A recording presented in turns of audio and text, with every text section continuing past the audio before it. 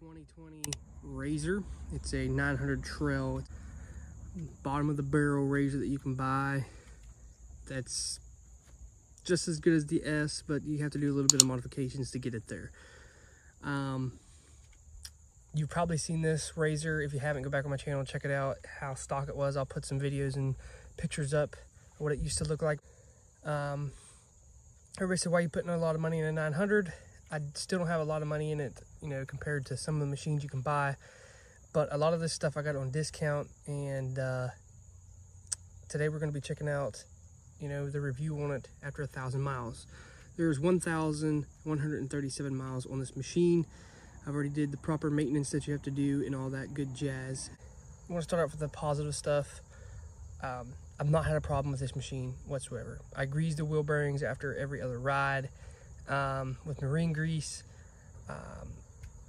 Not had a problem mechanically wise with it. It's mechanically sound. Honestly, not had a problem with it. All I've done is change the oil in it 3 times already, and a diff and transmission fluid service already. Still running strong. I just put gas in it and keep the oil changed. That's basically all I do.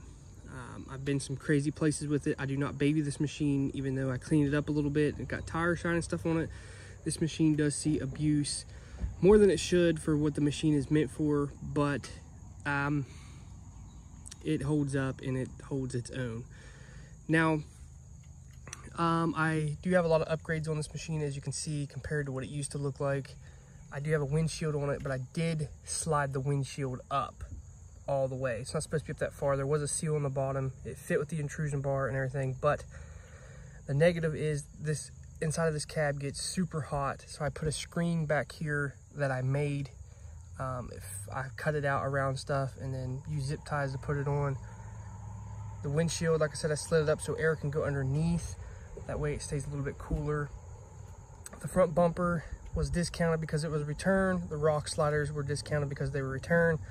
I got the rims and tires off a Polaris General for 400 bucks. They were brand new. I did put racing harnesses in the machine because I want to be a little bit safer. I made a storage box for my tools. A lot of people ask me what this is. It looks kind of trashy, but I wanted to keep it up out of the water. This is for my fan override switch over here. I carry a spare belt with me, but as you can see, here's the screen that I made. I made it fit around. I only paid 20 bucks for that. But I have no real complaints with the machine. I've not even replaced the belt yet. The belt still looks good. It could use a replacing, but I'm just going to run it for a little bit longer. What I like about it though is a lot of stuff is cheap for it, and you can find a lot of returns. These S doors were returns. I got them for 30 bucks for both sides. The lowers were returns because they had scratches on them and stuff. Same way with all this stuff, they had scratches and dents in them.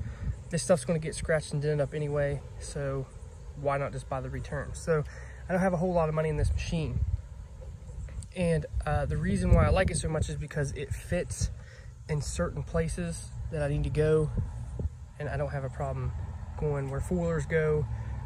Some people like that, some people don't. I am setting at 55 inches wide, and I got a 2-inch lift. As you can see, it sits a lot higher off the ground than it does stock. But I don't have any real complaints with this machine. I'm going to keep you guys updated because I know a lot of people don't have a lot of videos on the trails.